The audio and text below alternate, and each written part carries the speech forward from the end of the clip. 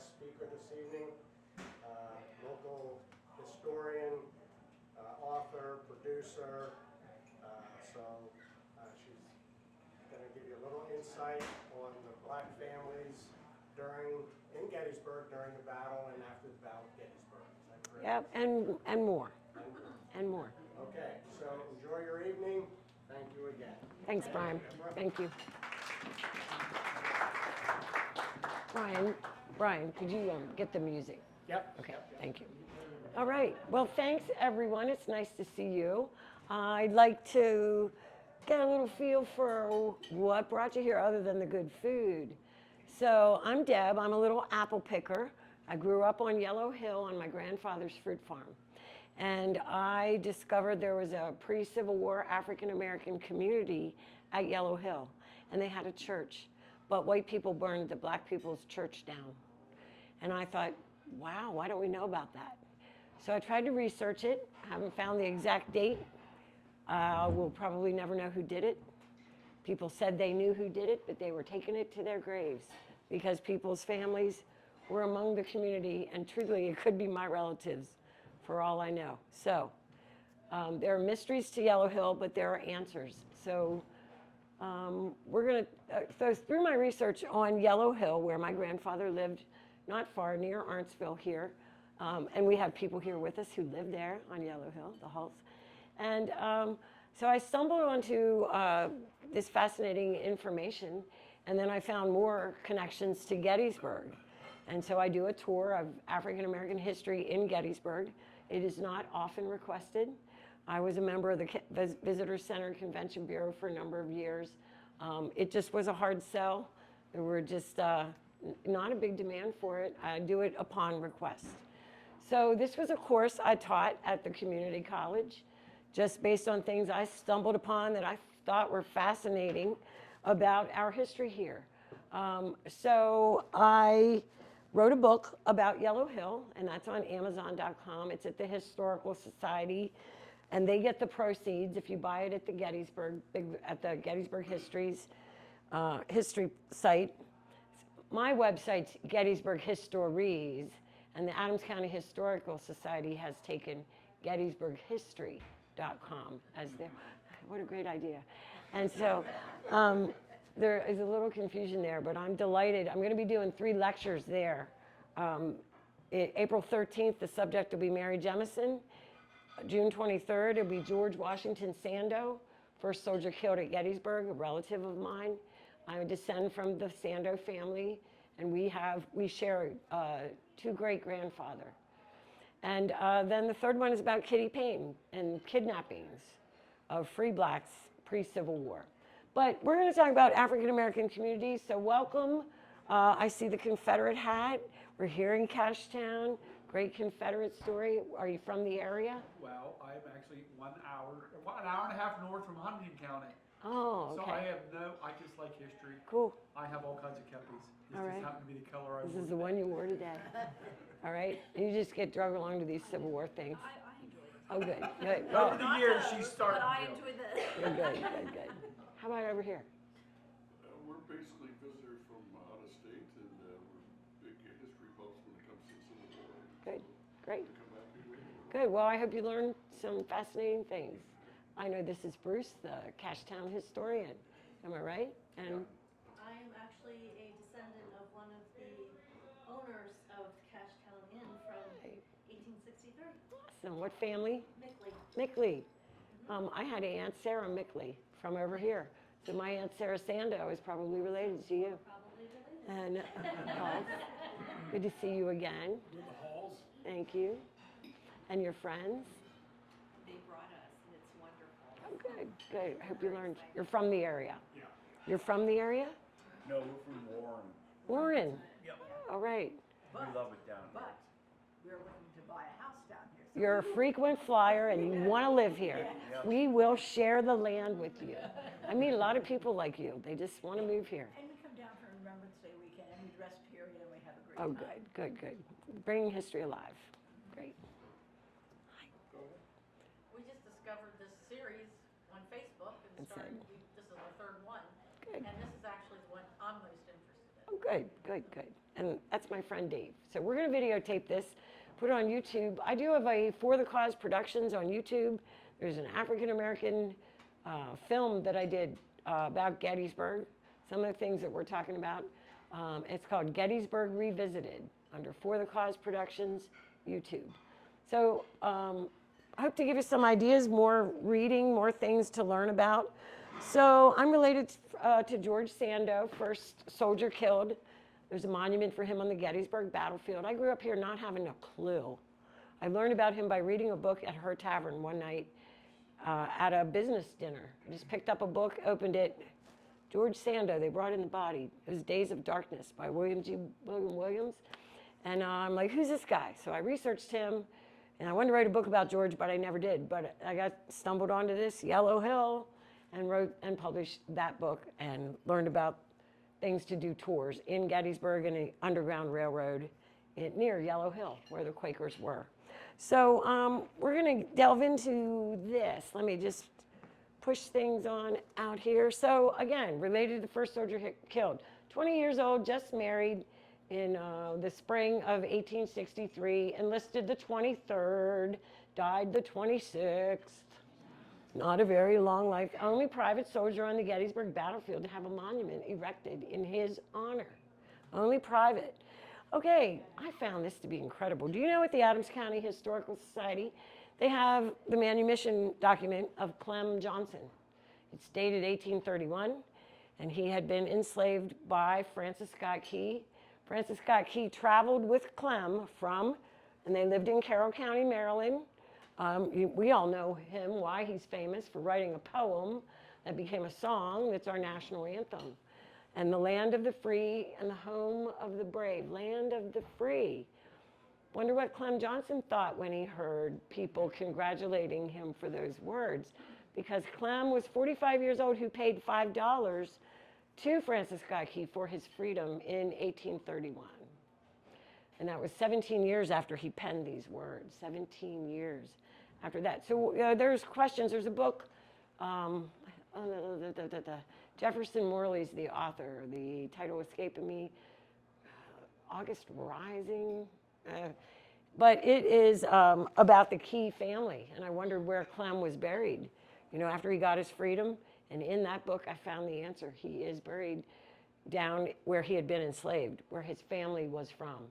In fact, on one of the properties called Tara Rubin, and I found a sign biking down there, and I'm like, Tara Rubin! Oh my God, Clem Johnson's buried here. Whoa, that was a fun day. This guy, tell me what you know about this guy. Who was he? You saw the movie Lincoln, portrayed by Tommy Lee Jones. And the companion, what's her name? Lydia Hamilton Smith was portrayed by, what was that lady's name, that actress? It starts with an R, and then there's a Mick at the end, McPherson, okay, her. Well, anyway, we're going to talk about Lydia. Thaddeus and Lydia. What do you know about this power couple? Anything? Can anybody help me? Anything about Thaddeus Stevens? Why does he matter? He owned ironworks over Caledonia. He sure did. Named it after Caledonia County, Vermont, where he was from. Here for a little bit, and I think he moved to York after that. 26 years here, went to Lancaster after that. And he's a staunch Republican, anti-Mason. He had a club foot, and he didn't like the fact that he was discriminated against because they said he wasn't a real man and couldn't support his family. He was, and he had an anti-Mason newspaper, and he wasn't into that cronyism. He believed in equality for everybody. So man, I could talk about him a long time. I read a lot of books about him, fascinating, and lived with a black woman, Lydia Hamilton Smith from Gettysburg. And she knew him. He was a congressman. And he served in D.C. And met with President Lincoln, responsible for the pushing the 13th, 14th, and 15th Amendments to the U.S. Constitution. Thaddeus Stevens, here in Gettysburg for 26 years, probably the biggest loser in the Battle of Gettysburg, lost more property than any other business owner because the Confederates knew about him, Big Mouth Stevens. And there was a movie, Birth of a Nation, was very racist And it portrayed him and Lydia, and it said that she used her sexual prowess to lure him to do good things for the Negro. I mean, it was really that blatant. But really incredible guys. If you don't know about Thaddeus Stevens, there's a monument erected at our courthouse about him. But really, the Gettysburg College land was his, so you can walk on his land, visit. He owned a lot of property around here, a lot of deeds. His name's on a lot of properties here. The great commoner, buried in a Shriners, a black cemetery in Lancaster. The great commoner, he really, truly said that, losing money wasn't important if slavery would be over. So this gentleman was just incredible, a part of our community for a long time. And this is Lydia Hamilton Smith. So the Hamiltons, where her mother had been, we believe, enslaved there. Her name was O'Neill. Lydia Hamilton Smith. So her name was Hamilton. On the 1858 map near Russell Tavern, you can see the Hamilton farm. There was a house there. I'm not sure that property is still, that the house still stands there, but from near where Russell Tavern, that's where George Washington was here. What was it, 1747, the Whiskey Rebellion, 1797? I don't know, I don't have the year. But Lydia Hamilton Smith, so incredible. I've researched the two of them. I read both their wills, his will and her will. They were so incredible about how they had wishes for flowers on their graves in perpetuity, and he willed her money. She had businesses. She had boarding houses. It said that their homes were stops in the Underground Railroad in Lancaster. There was a preservation effort recently. You can visit those sites in Lancaster. But Lydia Hamilton Smith and Thaddeus Stevens, fascinating. Like I said, they were the power couple back in during around the time of the Civil War. And she was married to a man named Joseph Smith. She had sons, one in the USCT, lost a son by a gun accident in her home. She's buried in the Catholic cemetery in Lancaster.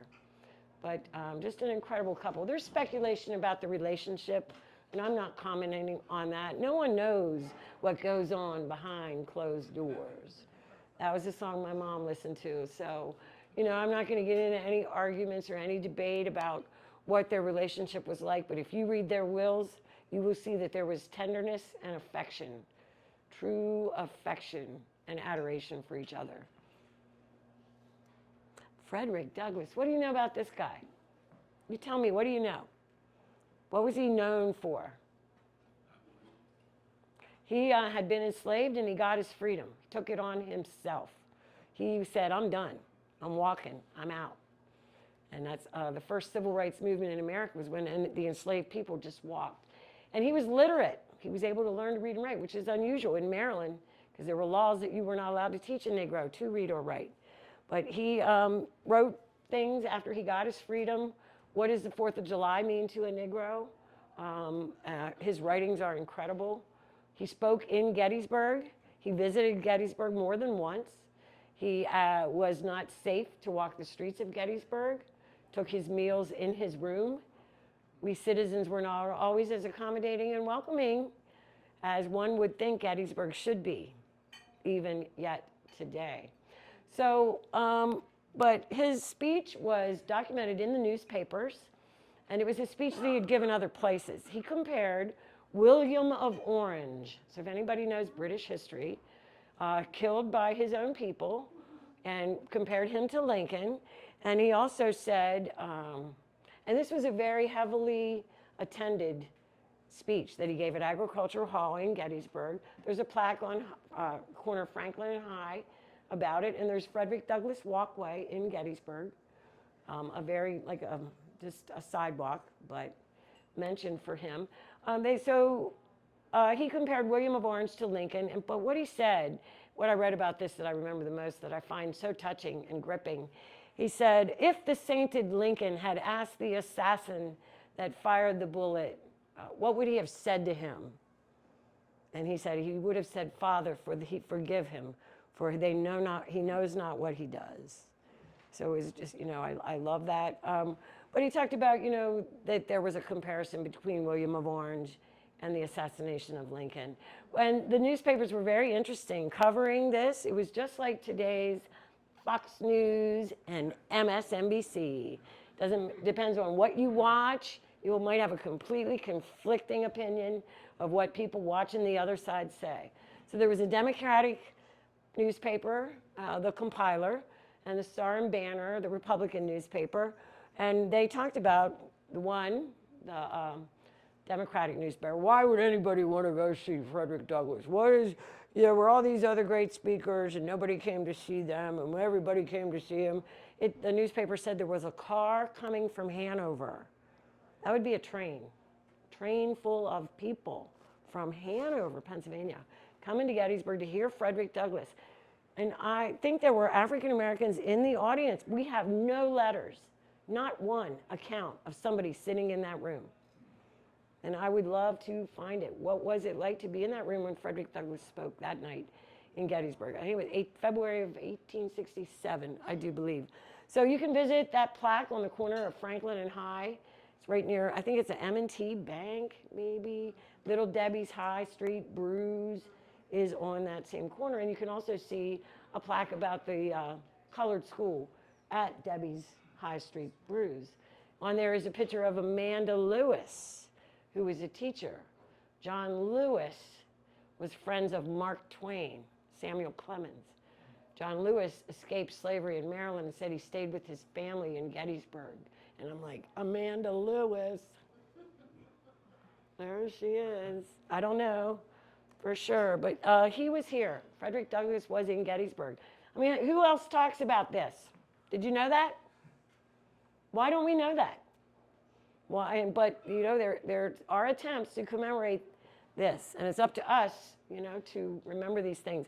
Anybody know anything about this guy? Well, he was in Gettysburg for 18 months at the Lutheran Theological Seminary. Born free in South Carolina, and an educator. Was educated, wanted to educate others, and then South Carolina passed a law that said Negroes cannot be educated. So he left everything he knew and went to New York City, opens up a newspaper and sees an advertisement from this seminary town in South Central Pennsylvania offering a scholarship to a Negro. And he takes it, and he spent 18 months here. He said he was reading books. He wrote his recollection of over 70 years. It is a great read about his time in Gettysburg. He talks about the view of the hills. He walked to Carlisle and back and worked with a lady named Sarah Bell, establishing organizations and societies there, doing the same here, temperance societies, educating people, helping uplift the Negro. So his presence here was short. He also was documented to be at anti-slavery society gatherings. At that time, I think this one was at McAllister's Mill. He was here 1836. So Daniel Alexander Payne, Dr. Payne, he was eulogized by the last slide, Frederick Douglass. Frederick Douglass said, "I shall never forget the soft, sweet voice of Dr. Payne when I first heard him speak." So I would just love to know what his voice was really like. He was a bishop in the AME. He wrote the history of the AME. He wrote hymns. He started a university, Wilberforce in Ohio. Dr. Daniel Alexander Payne, his presence here, only a while, but made improvements with the Negroes. And even, so there's a plaque at the Gettysburg College on Washington Street talking about him. Said the educated, the citizens of the town, but I don't think that plaque should be there. I think it should be down at, it used to be owned by Jane and Dave English. Anybody know this big house? It's beautiful now, but it's been acquired by somebody else. I think it's on Middle Street. It was the Academy. That, in 1836, was one of the only buildings that was there. So, I don't think it's marked properly. I think it should be a few blocks down. That's just me, but based on my research. So read about what he says, the view of the mountains, and how he wanted to read every minute while he was there. He had all these books.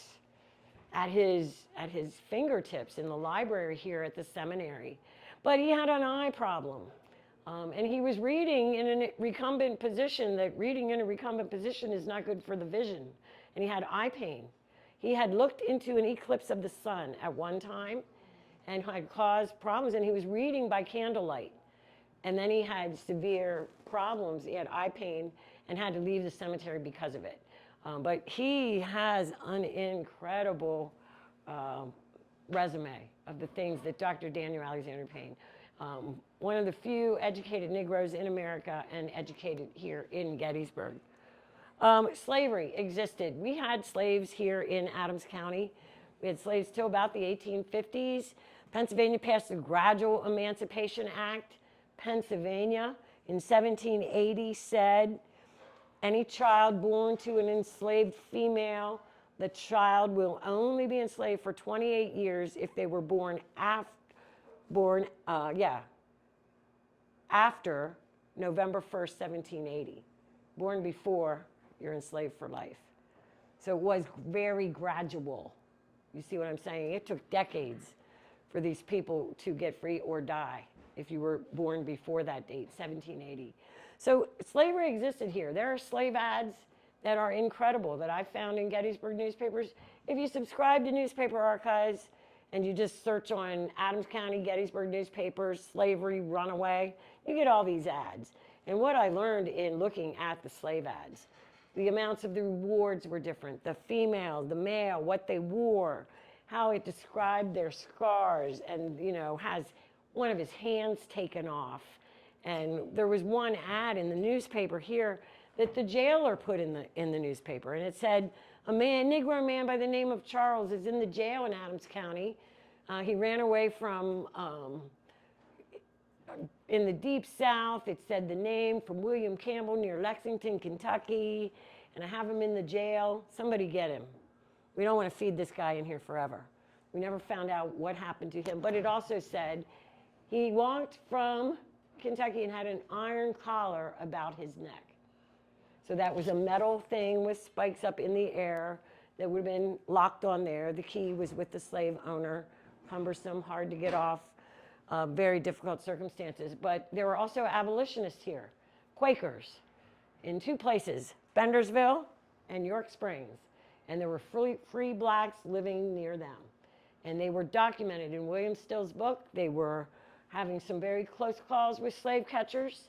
Nobody here was ever caught, but there was a network of freedom seekers, and there were some white folks in this area. Here is a depiction of what that slave collar would have been like from that man that walked to Adams County. William Still, incredible just information about every runaway slave that he helped in his Philadelphia office.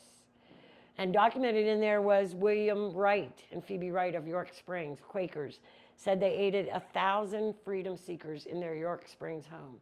Their cousins were Cyrus Christ, who lived right on the other side of Yellow Hill.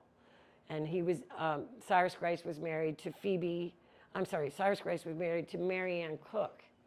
So these Cook families, Wireman, Christ, Wright, their families were Quakers, and they believed in biblical scripture in Deuteronomy that says, if a slave runs away from his master and comes to you, you should feed him. You should take him in. You should let him live with you. You should not oppress poor people. And if you do, that's a sin in you, and you will not go to heaven. And this is a Victorian era when they thought, we need to follow the scripture. The born-again movement wasn't the thing then, not that last minute, I profess, you had to have an audit trail. You had to live by the scripture. And this argument was used by Quakers who would go down south and tell other Quakers, you can't own people. God doesn't want you to own another person. You shouldn't oppress people and not pay them and have them work so hard for you. So this was the argument, but well documented. If you ever want a really good read, it is The Underground Railroad Record by William Still. One day he's saying to the young man that's in his office seeking his freedom, tell me your name. He said, Peter Still. It was his brother. And they'd been separated when they were children. And actually, a Quaker man died getting Peter Still's wife, trying to get the rest of the family out of freedom. So some Quakers put it all on the line. This is just a great reference. It really doesn't have anything to do with Gettysburg, but I think it's just an awesome story. So here we have Henry Box Brown, who was shipped from Virginia to Philadelphia to William Still's office. It was said that the box arrived and they knew it was coming. And by the way, I'm just going to say this guy's name, J. Miller McKim. J. Miller McKim. It's this guy. He was from Carlisle, right on the other side of the county line. Just an incredible abolitionist. Shows up all over the history books in weird little places. I tell the Cumberland County Historical Society, you need to research him. There's big stuff going on. I tried to find his house and where he lived, but I wasn't able to do it. So back to the story. So I think this is J. Miller McKim. Sorry, this guy. And here's Peter Still. I don't know who these other guys are, but the box arrives and they knocked on the box. Is thee all right? And a voice came back that said, thee is all right. So they pried off the box and out jumps Henry Box Brown. And he had been shipped and he was alive and he had gotten his freedom. So he lived a free life, but the guy who shipped him in Virginia got nailed, was imprisoned, and paid a heavy price for this one. Underground Railroad stop in Gettysburg is McAllister's Mill. We have documented that. I was involved in getting that on the National Park Service, National Underground Railroad Network to Freedom. There's just an irony to this, that in 1836 there was an anti-slavery society meeting there. And in 1863, the first dead soldier at the Battle of Gettysburg, what became the Battle of Gettysburg, would be literally right in their field. When George Sanders was killed there, he was the first blood shed in the largest battle in the Western Hemisphere, or in the battle over slavery. And it was at a place where there had been dialogue, people talking. We should really get rid of this slavery thing.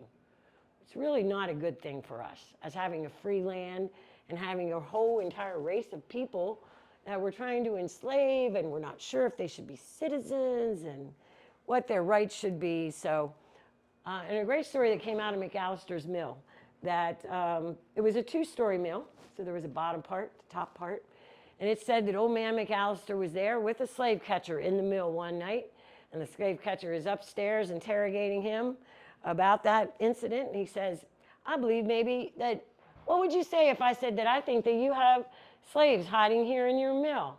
And James McAllister took his cane and said, I'd say, run boys, run, boys, run.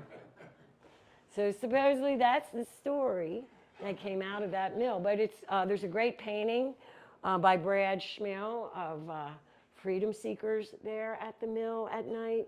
It hangs on my wall. Here's good old rough. James McAllister said too that he had sons that were imprisoned and served, several sons for the Union Army. Too said that it would be a small price to pay if slavery would be over at the end of this horrible conflict. And again, an anti-slavery society meeting at his site down there at the mill. This is the Grist House on the Quaker Valley Road near Biglerville. They were aiding with the rights, helping freedom seekers. And they were working with the Matthews up on Yellow Hill. Their sons were helping start the fruit growing industry. Black sons of Ed Matthews, the Underground Railroad agent on Yellow Hill. His sons were living on the nursery and in the tannery of the Grist families, living with those families, starting the industries, and especially working at the first commercial nursery here at Cyrus Grist. So Cyrus was an agent in the Underground Railroad, a white guy, a Quaker, but had when Kitty Payne was kidnapped, he and some other Quakers went down to Virginia to try to secure her freedom. He paid $100 to have her get an attorney in 1845. $100.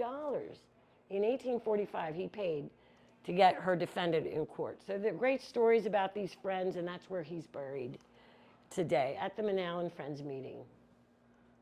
And here's a good depiction of these Quakers, and because they were here, and Fergus Bordewick said in his book, The Underground Railroad, The War for the Soul of America, that wherever there were Quakers living, the Underground Railroad seemed to emerge. It just happened to be where they were, just by coincidence. you know, it was a little more than a coincidence. And again, proof that Cyrus Grace had living on his property Sam Matthews, and he was the son of Ed and Annie. Here's Hiram Grace, who had a tannery and was a farmer right on Route 34 at the Quaker Valley Road. And he did this, and you see this is the B for black. And I knew that name, Nelson Matthews. I'm like, uh-oh, this is a white family with this young 18-year-old black male living right on their property with them, proving they trusted and had relationships with each other. If any of you have read the amazing William Frazanito's early photography at Gettysburg, hands up, yeah?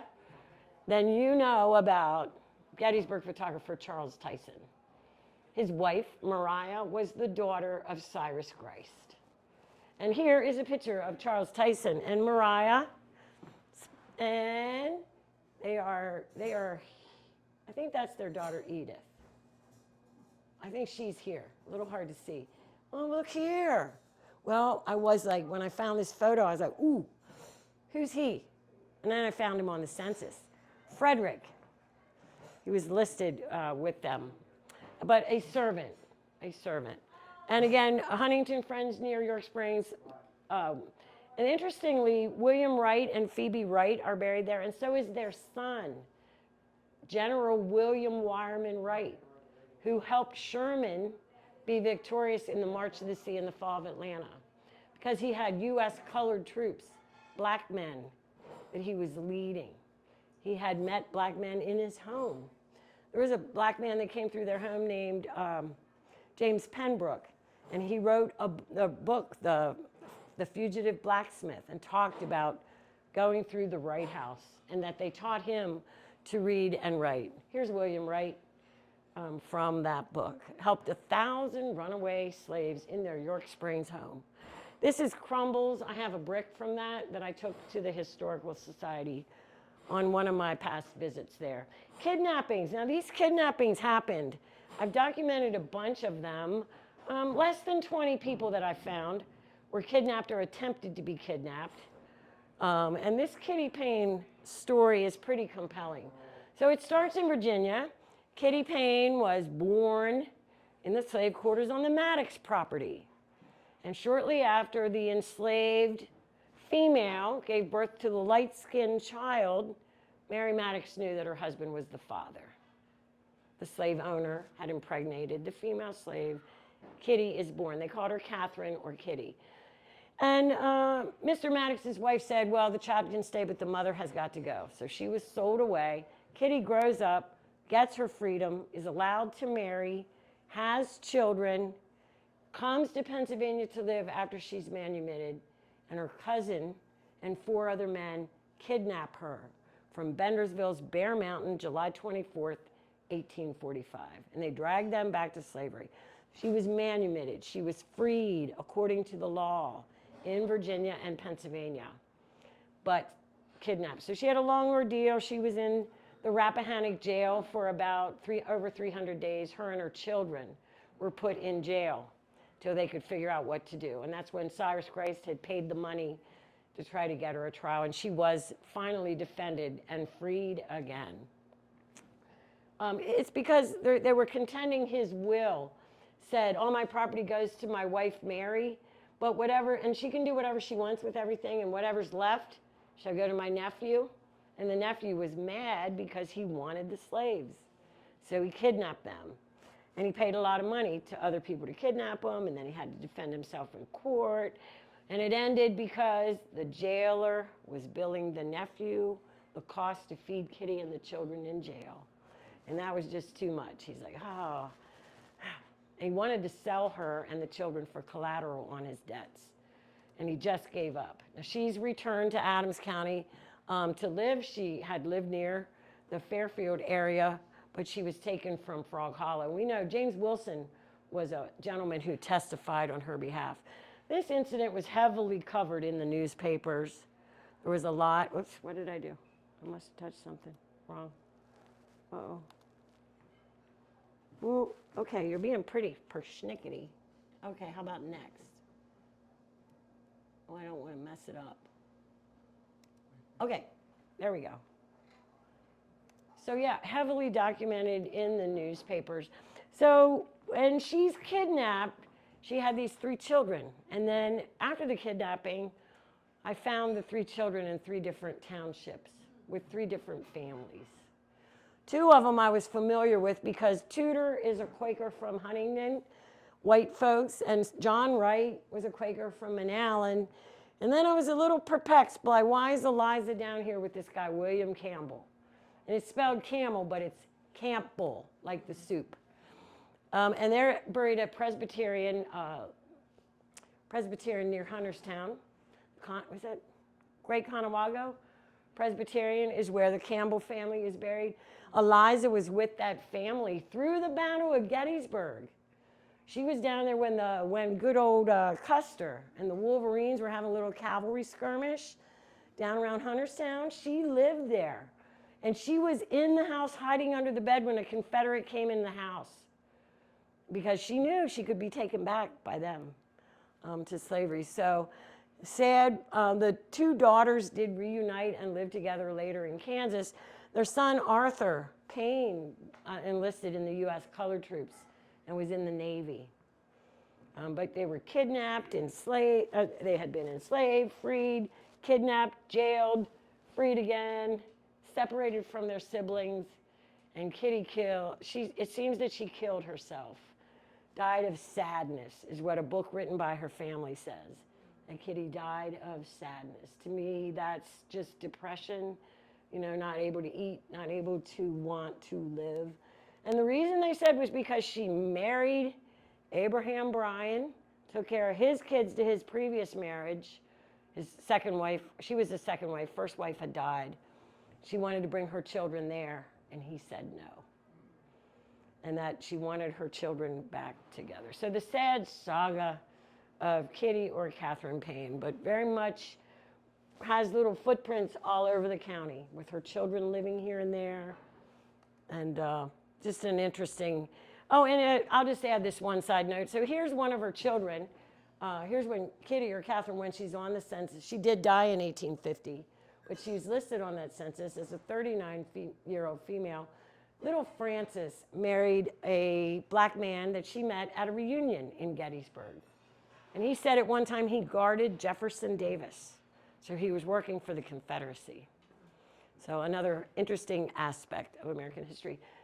So 2 of Abraham Bryan's daughters married black men from the South. I find that kind of interesting, So I have this stupid fantasy that the kids were, they weren't even in the house at the time of the battle. But if they were in there. Oh, I'm really scared. It's really scary. All these bombs and everything. And when this is over, I'm going to go out there and find me a husband. But, I know they weren't thinking that. But I just find the irony of that. Anna married James Madison, and he escaped from South Carolina with another enslaved man. So great stories, just little things we hadn't heard about. And here's good old Abraham Bryan with his 3rd wife, Elizabeth. And there we see Frances again. But she was the child of Kitty. Here's one of Kitty's children that was kidnapped, Eliza. And this is Mary. And again, they were reunited and lived in Kansas. She's buried at Lincoln Cemetery. Catherine Bryan. And the Matthews family are there at Lincoln Cemetery as well. And the Biggs family. This is another interesting family. You've heard about Anna DeVere Smith finding her roots in Gettysburg. Did anybody catch that? Anna has done appearances and for the Historical Society. Well, that would be because of my little book there. There's a reference in there to Basil Biggs. And Henry Louis Gates' staff found my book by searching online. It was digitalized somehow, and they found and called me. And how thrilled was I when the staff of Skip Gates is calling my phone number. But I was happy to be a credit on when he showed Anna DeVere Smith her roots, that she's related to Basil Biggs. And I had the thrill of meeting her recently when she was appearing here. But Biggs and his son, they were both veterinarians, William, his son, and they were caring for one of the Matthews children. I found orphan court records. So these families were acquainted, knew each other, probably related we think, in Maryland. But this is a reference to memorial service. This is about Yellow Hill, Fairmount Church, at what we know to be today's Yellow Hill. And this is the house on Yellow Hill, and a relative of Ed Matthews, my dear friend Alicia Wansel Sanders. And she is there at the ancestral home of her great-grandfather, Ed Matthews. So this church on Yellow Hill, we learn, was consecrated in 1869, and the 1870 census records for the black families in Butler and Manalapan Township had this little check mark over here. And up on the column it says, attended school. And all these children were attending school in 1870. And I think that I know where. Because church for black people was school. Church was a building where you would learn your numbers. Sunday school was learning your letters and numbers. So little bits and pieces. 3 of Ed Matthews' sons left Yellow Hill to enlist in the U.S. Colored Troop, all in the 127th unit in all together. And Ed, his son, William, died young of his injuries, leaving his daughter, Jessie, as an orphan. Here's a stone from Yellow Hill. I had Tim Smith dig this out a long time ago, huh? See how his hair is light, or much, much lighter today. But he's been my pal for a long time. I bribed him with beer at the mines to learn about George Sando. No lie, I'm like, how am I gonna learn about this dead Civil War guy? I know, I'm gonna buy the historians beer, find out where they drink. It worked. And they told me when Frasnito was at the mines, and so that's what I did. But Tim crawled in the closet and pulled that out. Sad story behind this stone, though. There's another stone taken from Yellow Hill of John Naylor in 1887. And in the middle of that is a mother who buried a child and a husband within several months of each other. Her name was Luella. We found out, though, that she remarried and had other kids. Jessie Ellen Matthews Van. If any of you have any roots to Pittsburgh? Pittsburgh people here? No Pittsburgh people? But there's a historical marker to her husband. He was a publisher of the Pittsburgh Courier, became the #1 Negro newspaper in America. And little Jessie Ellen Matthews Van of the Matthews family of Yellow Hill took over that newspaper in 1938 when her husband died. And it said that her husband was influencing black voters to support the Democratic Party, to turn your picture of Lincoln to the wall that Frederick Douglass told families that they should have in their living rooms after the Civil War. And her husband, Jessie's husband, she's the one on the left, Bob Van said, turn your picture of Lincoln to the wall, support the Democratic Party.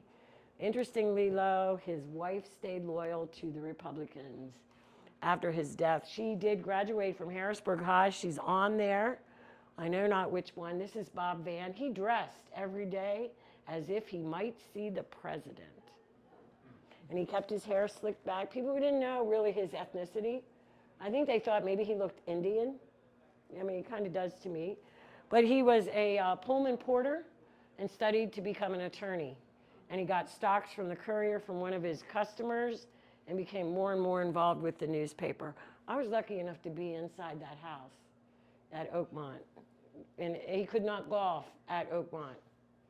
He was a good golfer, Bob Van, but he was not allowed to golf at that fine facility. They were on national boards of the NAACP, League of Christians and Jews. Her life story was told on Ralph Edwards' This Is Your Life. Jessie Ellen Matthews Van. I think something should be named for her in this community. Incredible. Another power couple. Who's that little girl he's with? This is the book and the historical marker in Pittsburgh. 3rd and Franklin, I think, is where you'll find that marker. Here's Jessie with Eleanor Roosevelt.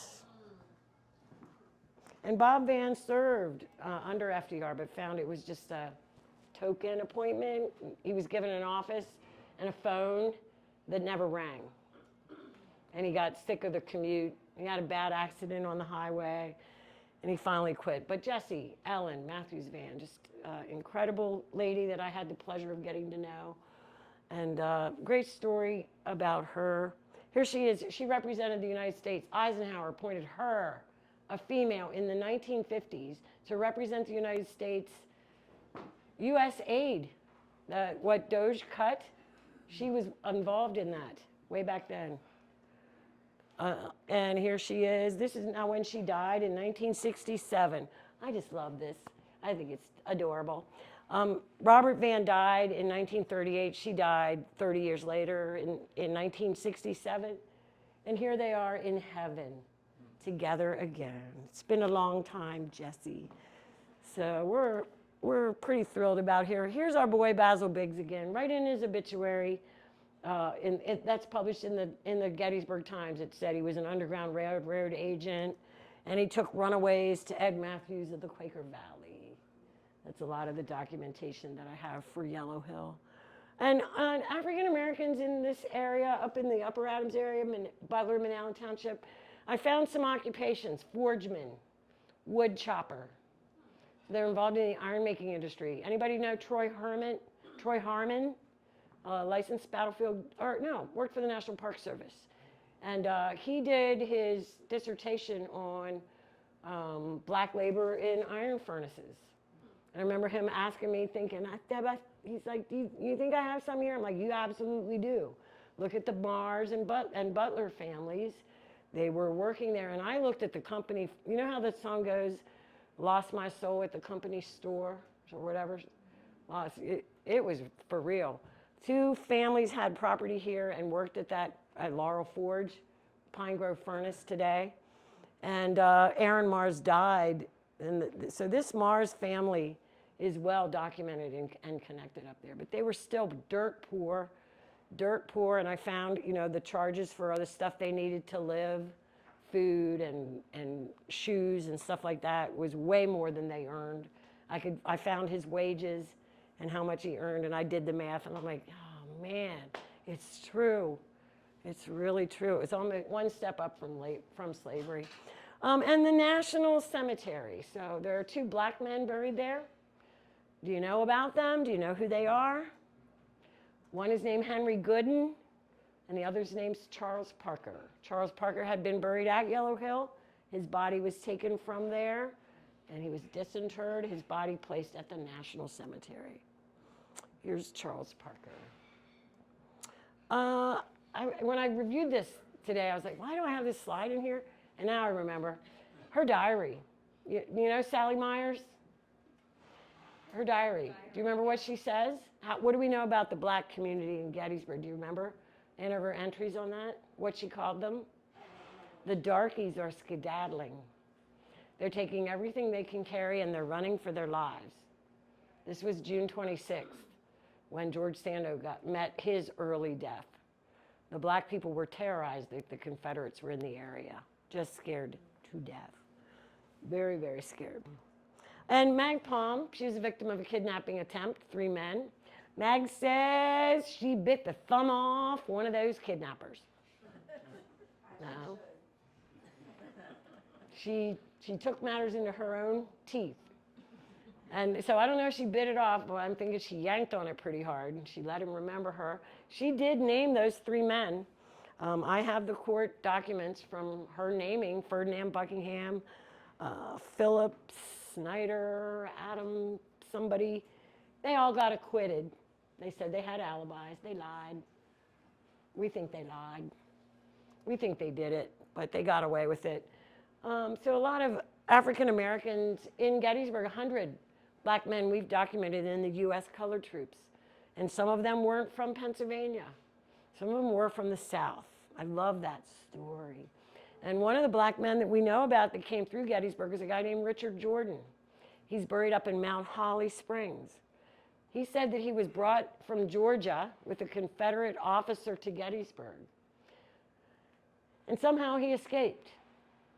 So who were the stretcher bearers? Probably the black people, right? That's not the most desirable job. And the cooks and the teamsters. And it's possible maybe he was just kind of, looking for bodies and just kept on walking.